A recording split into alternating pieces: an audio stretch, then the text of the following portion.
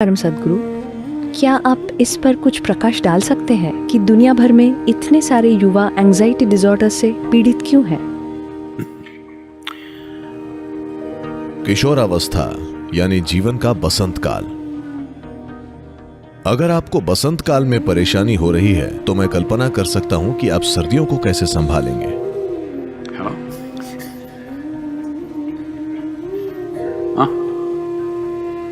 It's a springtime of life. ये जीवन की वसंत ऋतु है, जब हर चीज में बहुत ऊर्जा हो, जब शरीर बेहतरीन रूप में हो। अगर आपको जीवन के उस हिस्से में परेशानी हो रही है तो मैं कल्पना कर सकता हूं कि आप बाकी का जीवन कैसे संभालेंगे। बात सिर्फ किसी एक उम्र की नहीं है।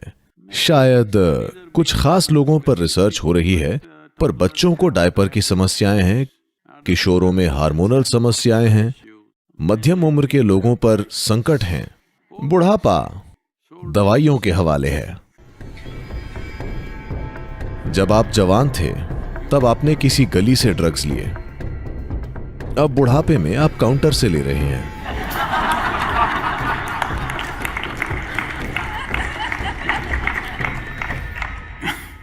ज्यादा कुछ नहीं बदला है, बस बात कानूनी हो गई है। सब कुछ कानूनी हो रहा है।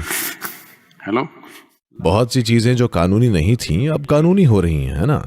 तो ये किसी की परेशानी का मजाक बनाने की बात नहीं है, पर आपको ये समझना होगा कि हो क्या रहा है।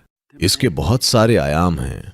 मुझे नहीं लगता कि मैं कुछ मिनटों में उन सभी की बात कर पाऊंगा, पर आपको बस एक नजरिया देता हूं। देखिए, बाहरी दुनिया से आप 5 स्रोतों से ग्रहण करते हैं।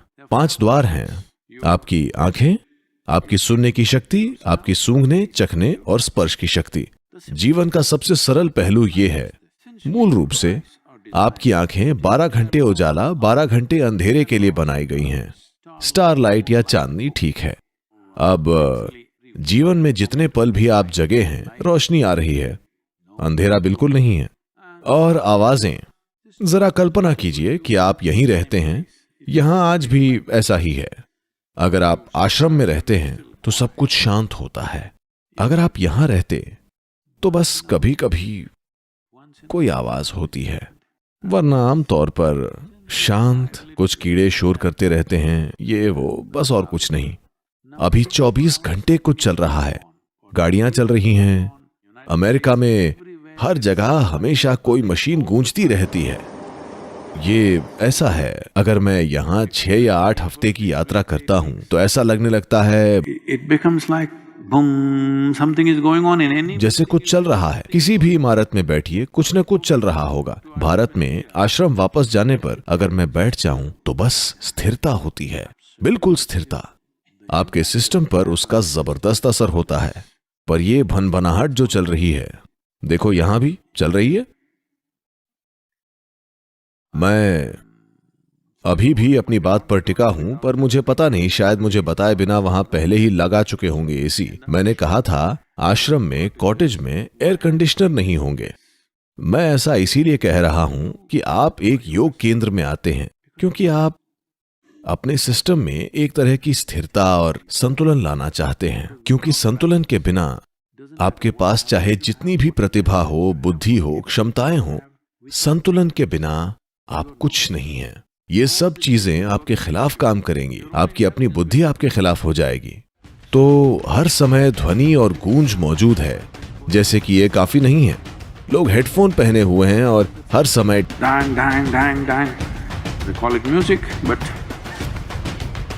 वो इसे संगीत कहते हैं। पर संगीतकार संगीत बजाने की जहमत नहीं उठाते। आपके कानों में बस मशीनें हल्ला करती रहती हैं हर समय। ठीक है, शायद ये आपके आसपास के लोगों को सुनने से बेहतर हो।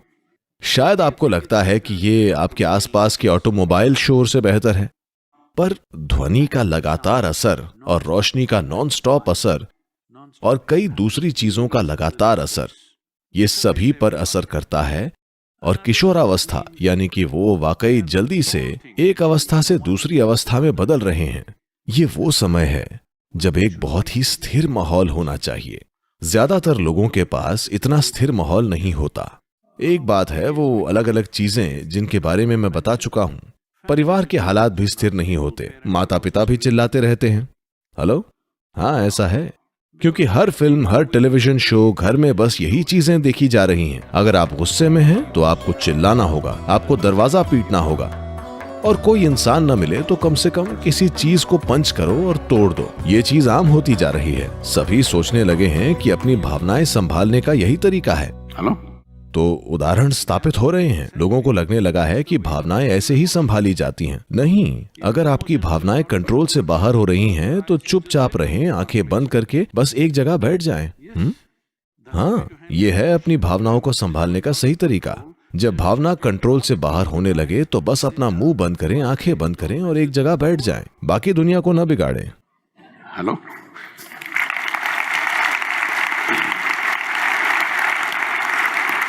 कम से कम इतनी जिम्मेदारी तो आपको लेनी चाहिए, जब आप कंट्रोल से बाहर हों तो दुनिया को मत बिगाड़िए। अपनी बकवास अपने पास रखें, इतना तो आपको करना चाहिए, है ना? नहीं, हर जगह लोग ये करके दिखा रहे हैं कि अगर आप भावुक हैं तो आपको यहाँ वहां लातें मारनी है, कुछ न कुछ तोड़ना है, किसी व्यक्ति पर या कम से कम दीवार पर कुछ फेंक कर मारना है। तो ये सब मुझे बताएं, मान लीजिए कि कोई टेलीविजन और सिनेमा नहीं होता तो आपने अपने जीवन में कितनी बार किसी को गोली मारते देखा होता। पर अब आप सिनेमा और टेलीविजन देख रहे हैं तो आपने कितनी शूटिंग्स देखी हैं? सैकड़ों, हजारों शायद, है ना? आपको लगता है कि इसका कोई असर नहीं होगा। इतना ही नहीं, 5 साल की उम्र से वे गोलियां और गोलियां ही चलाना सीख रहे हैं, शायद सिर्फ स्क्रीन पर कभी उन्हें स्क्रीन छोड़कर बाहर असली काम भी तो करने हैं, हाँ या ना? अब मैं ऐसी कई बातें बता सकता हूं। इस मॉडर्न लाइफ के नाम पर हम ऐसी अनगिनत चीजें कर रहे हैं और जीवन को बिगाड़ रहे हैं। सिर्फ किशोर ही नहीं, हर इंसान इंजन बन गया है, क्योंकि किशोर अभी भी आपके साथ हैं, इसीलिए आप शिकायत कर रहे हैं। माता पिता शिकायत कर रहे हैं क्योंकि बच्चे अभी भी उनके साथ हैं। जब वे बाहर जाते हैं तो उनके पति पत्नी शिकायत करते हैं, उनकी कोई नहीं सुनता। हेलो, यही गधे बाहर जाकर शादी कर लेते हैं और बच्चे पैदा करते हैं। हेलो, हाँ या ना?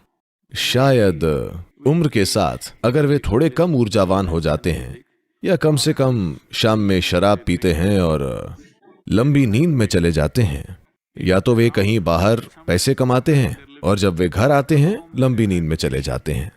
ऐसे में सभी सुरक्षित हैं, पर यह जीवन चलाने का तरीका नहीं है।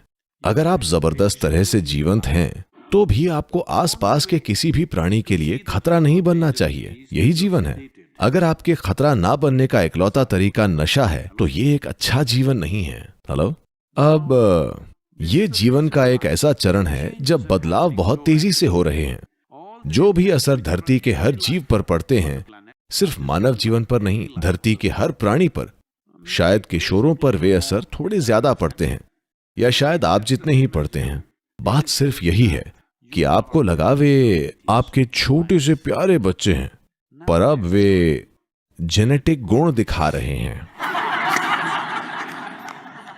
अगर आपका एक छोटा वर्जन ऐसा है तो आपको खुद पर ध्यान देना चाहिए। एक सरल सी बात यह है कि अगर हर इंसान दिन में सिर्फ कुछ मिनट स्थिर बैठना जानता हो, कोई महान आध्यात्मिक साधना नहीं, बस बैठे रहना, अगर ऐसा हो जाए तो दुनिया कई मायनों में बदल जाएगी। पर फिर भी हमें बाहर के असर को संभालना होगा। ये असर बहुत ज्यादा है। आप अपने घरों में ऐसा कर सकते हैं। जहां मैं रहता हूं ज्यादातर समय मैं कभी लाइट नहीं जलाता। अगर मुझे कुछ पढ़ना या कुछ और करना हो तो आप देखेंगे कि आपकी आंखें एडजस्ट कर लेंगी और आप आसानी से काम कर लेंगे, सब ढंग से होगा। या अगर आपके लिए जरूरी हो तो 1-2 दियों से थोड़ी सी रोशनी हो जाएगी, जिससे आप आसानी से चल फिर सकेंगे। हमेशा तेज रोशनी मौजूद होना आपके सिस्टम को परेशान करती है, क्योंकि इनपुट बहुत ज्यादा है। अपनी आंखों और कानों पर पड़ते असर को कम कीजिए। पहले अगर आपको रंग देखने होते थे तो सूर्यास्त का इंतजार करना पड़ता था, कहीं बैठकर बस इंतजार। फिर एक शानदार रंग आया, पर आप अपने फोन देख रहे थे तो वो चला गया।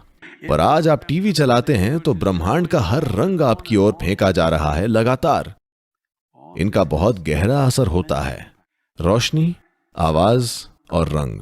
अगर आप अपने और अपने बच्चे के जीवन में बाहरी असर को कम कर देते हैं, किसी न किसी तरह से जो भी जरूरी है वो करें, आप देखेंगे कि बच्चे बहुत ज्यादा संतुलित तरीके से बड़े होंगे।